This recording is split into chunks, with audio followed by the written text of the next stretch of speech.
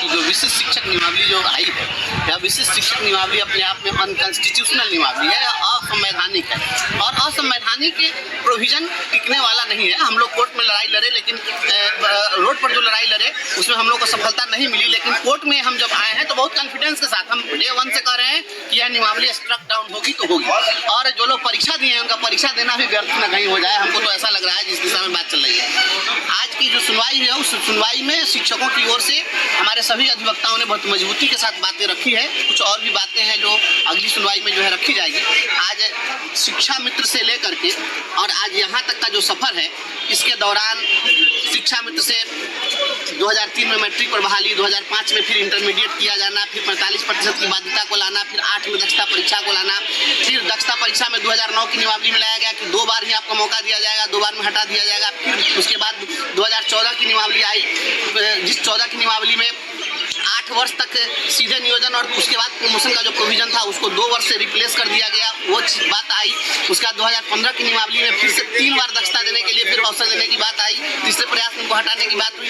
तो जितने फिल्ट्रेशन हुए 2006 में फिर इग्नू के साथ समझौता करके और फिर डीपी का ट्रेनिंग दिया गया, तो डीएलएड का प्रशिक्षण हुआ। फिर 2012 में टीईटी की बाध्यता आई, तो टीईटी पास करना, दक्षता परीक्षा पास करना, मैट्रिक से इंटरमीडिएट होना, इंटरमीडिएट में 45% की बाध्यता होना, 3 बार में दक्षता पास नहीं करने पर हटाने का प्रोविजन होना, ये तमाम जो फिल्ट्रेशन प्रोसेस हुए हैं, ये तमाम फिल्ट्रेशन प्रोसेस की जानकारी आज कोर्ट को दे दी गई है। और उसके बाद में बात आई है कि नियमावली पर, तो नियमावली में एक बात आकर के अभी उसी पर बहस चली अंत में, जो बहस मुख्य रूप से इस बात पर आधारित थी कि जो नई नियमावली लाई गई है उस नियमावली में इन्होंने जो जिला स्तर पर अपीलीय प्राधिकार का जो गठन किया गया, उस प्राधिकार को खत्म करने की बात की गई है। तो यह बिल्कुल अनकॉन्स्टिट्यूशनल है, क्योंकि जो जिला अपीलीय प्राधिकार का गठन किया गया 2008 में इसका गठन किया गया था, और अपीलीय प्राधिकार को इन्होंने विशिष्ट शिक्षक नियमावली से उसको आपने खत्म कर दिया है।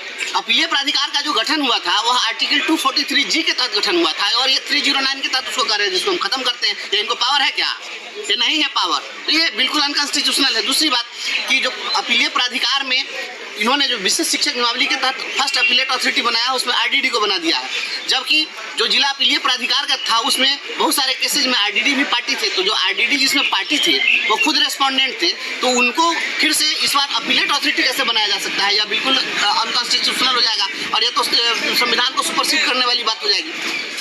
तो ये बातें चली है। जो जिला अपीलीय प्राधिकार था वो डिस्ट्रिक्ट जज के लेवल का उसको पावर दिया गया था, और उसको ये जुडिशियल पावर जिसमें इन्वेस्टेड था उसको आप एग्जीक्यूटिव पावर से कैसे आप उसको निरस्त कर दीजिएगा, और उसको एग्जीक्यूटिव पावर को आप उसका अथॉरिटी कैसे बना दीजिएगा?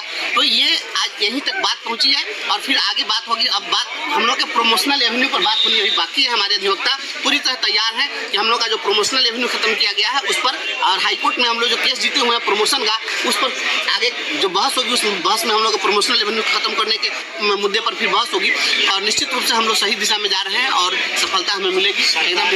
सरकारी वकील का क्या है? सरकारी वकील अभी तो शिक्षकों की ओर से जो है बात रखी जा रही है, उधर से पीके शाही जी हैं।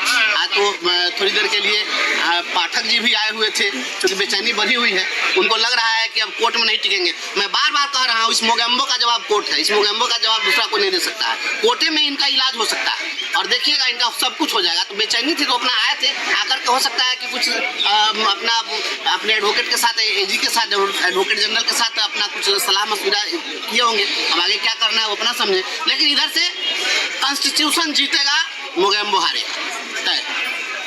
तो इस तरह से आपने